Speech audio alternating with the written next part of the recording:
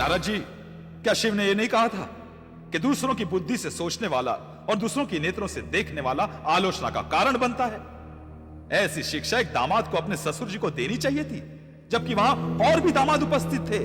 हाँ हाँ, चंद्रमा थे, धर्मदेव थे, कश्यप, गौतम, अत्रि सभी सज्जनों की उपस्थिति में शमशान के पिशाच की तरह शिव बैठे हुए थे। हाँ? और अकड़ ऐसी जैसे सभी प्रजापतियों के अध्यक्ष वही हो। उषा जी, भृगु जी, ये आप क्या कह रहे हैं? कृपया ये बात यही समाप्त कर दीजिए। देवी, हमें ये बात समाप्त होती नहीं, बढ़ती दिखाई दे रही है। नारद जी, आप कुछ भी कहें, बात तो भृगु और पूछा ठीक ही कह रहे हैं। हम विधि विधान से देवताओं के अध्यक्ष चुने गए हैं। हमें मान देना सभी देवताओं का धर्म है।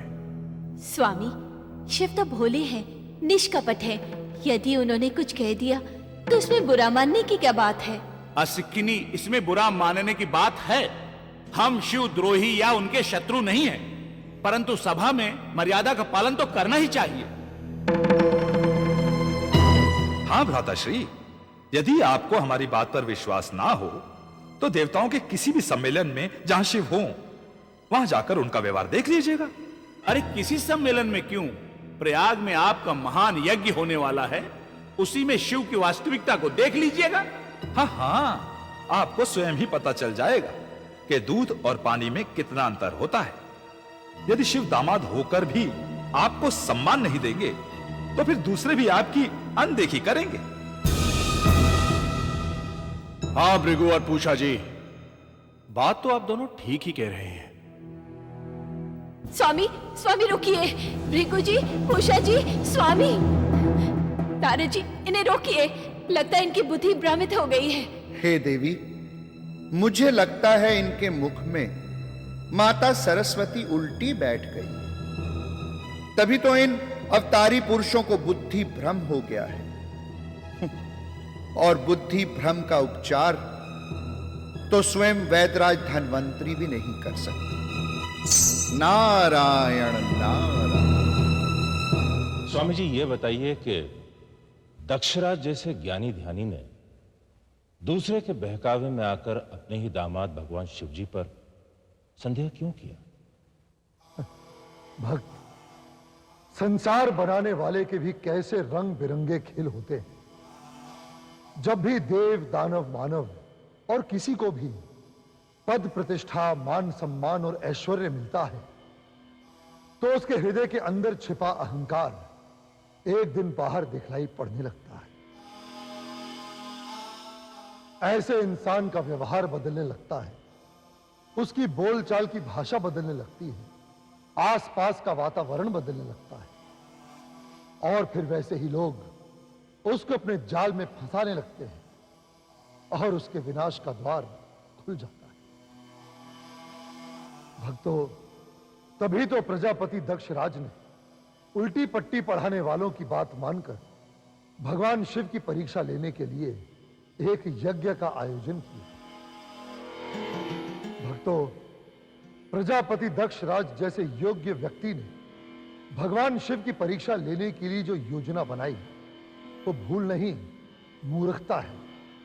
अपने हाथों अपने पैरों पर कुल्हाड़ी मारना है, अपने विनाश को निमंत्रण देना है। और ऐसी ही मूर्खता दक्षराज ने यज्ञ आयोजन करके की।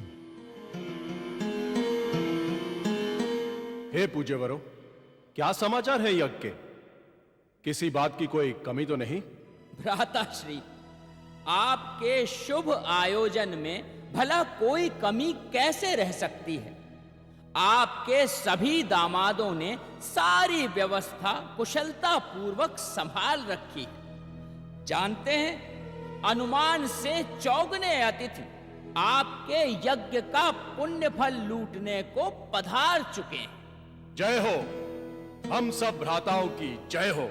अपने चंद्रदेव एवं धर्मदेव ने ऐसी अद्भुत व्यवस्था की है भ्राताश्री, जिससे कमी नाम का शब्द ही विश्व के शब्दकोश से छूमंतर हो जाएगा। इतना ही नहीं भ्राताश्री, यज्ञ के ब्रह्म पद की शोभा ब्रह्मा जी और यज्ञ के आधार यज्ञ पुरुष विष्णु जी भी अपने स्वागत सत्कार से फूले नहीं समा रहे हैं। हम ये जानकर धन्य हुए भ्राताओं, धन्य हुए।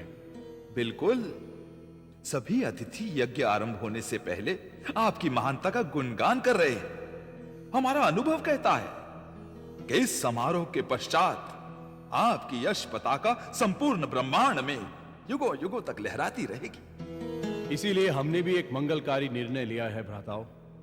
जैसे ब्रह्मा जी को इस यज्ञ में ब्रह्म पद पर बिठाया गया है और विष्णु जी को यज्ञ पुरुष के रूप में गौरव दिया गया है, वैसे ही आप जैसे हितैषियों को इस यज्ञ में किसी सम्मानित पद से विभूषित किया जाएगा।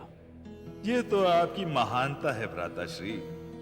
हम तो आपके प्रेम के याचक हैं, पद प्रतिष्ठा के लोभी नहीं। हाँ भ्राताश्री, आप हमारी आशाएं हैं, आप हमारे प्राण हैं, आपसे हमारा अस्तित्व है।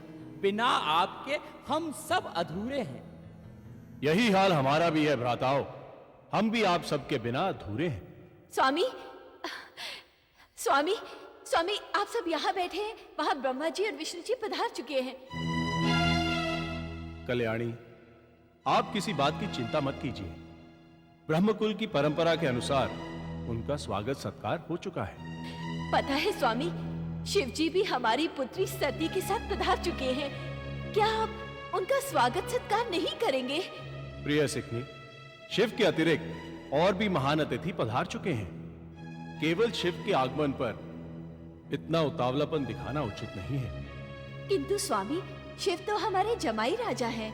तो उन्हें अन्य जमाइयों के समान अपने कर्म से यज्ञ में भाग लेना चाहिए, हमें सहयोग देना चाहिए। हमारी दृष्टि में सभी जमाई एक समान है, समझिए आप।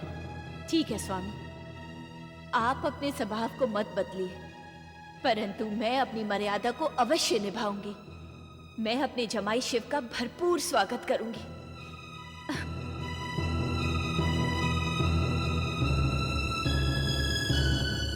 क्यों भृगु जी, हमने उचित कहा ना सिकनी से? बिल्कुल, आप कोई साधारण व्यक्ति नहीं है भ्राताश्री। अब आप देवों के सम्मानित अध्यक्ष हैं, इसीलिए हर किसी का स्वागत सत्कार आप स्वयं कैसे कर सकते हैं? आप ऐसे पद पर आसीन हैं जिसके कारण याचकों को आपकी प्रतीक्षा करनी चाहिए। प्रतीक्षा ही आपको मान सम्मान दिलाएगी। 100 बुलाओं के पश्चात ही आपको यज्ञ समारोह में प्रवेश करना चाहिए। प्रणाम दक्षराज। दक्षराज की जय हो। प्रणाम पूज्य वरों। कहिए अग्निदेव, कैसे कष्ट दिया आपने भ्राताश्री को? पूज्य वरों, यज्ञ की शुभ बेला दक्ष राज का तिलक करने को मचल रही है। विश्व की सभी महान विभूतियां इनकी वंदना को व्याकुल हो रही हैं। ब्रह्मा, विष्णु, महेश, देव, दानव, मानव, गंधर्व, ऋषि मुनि और कीट पतंगे भी दक्ष राज के दर्शनों की प्रतीक्षा में हैं। आप जा सकते हैं। जो आज्ञा पूज्य वरों। प्रणाम। वैसे भी भ्राताश्री, जो इस समारोह में आया है उसे आपसे कुछ पाकर ही जाना है। जिसे कुछ पाना हो उसे प्रतीक्षा तो करनी ही होगी। स्मरण रहे, जब दाता महान हो तो याचक को भी थोड़ा सा धैर्यवान होना ही चाहिए।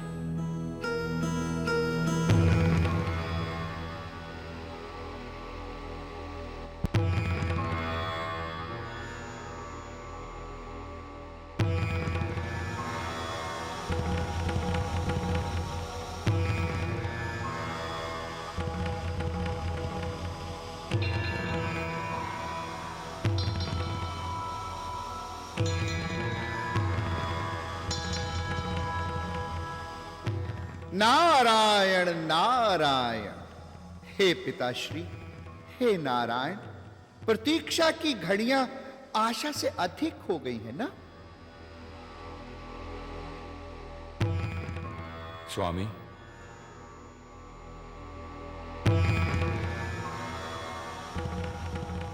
हे प्रभु, नूतन देवाध्यक्ष दक्षराज ने आयोजन तो भव्य पैमाने पर किया है, किंतु भव्यता के दर्शन दुर्लभ हो गए हैं। आपका कहना सत्य है।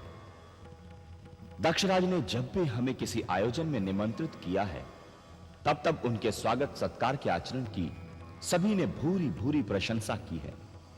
परंतु हे गुरुदेव, आज हमें यह आभास होता है कि हम अपनों के द्वार पर नहीं, किसी अनजाने के घर पर आ गए हैं, वो भी अपनी ही भूल से। वत्स, किसी के विपरीत आचरण से हमें क्या लेना देना। जीवन में अच्छाई को स्वीकार करो और बुराई को भूल जाओ, इसी में हम सबका कल्याण है।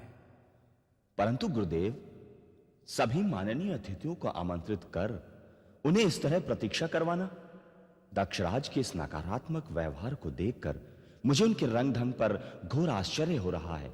इसमें आश्चर्य कैसा वत्स? ये तो संसार का सत्य है और प्रकृति का अटल नियम है। कैसा नियम गुरुदेव?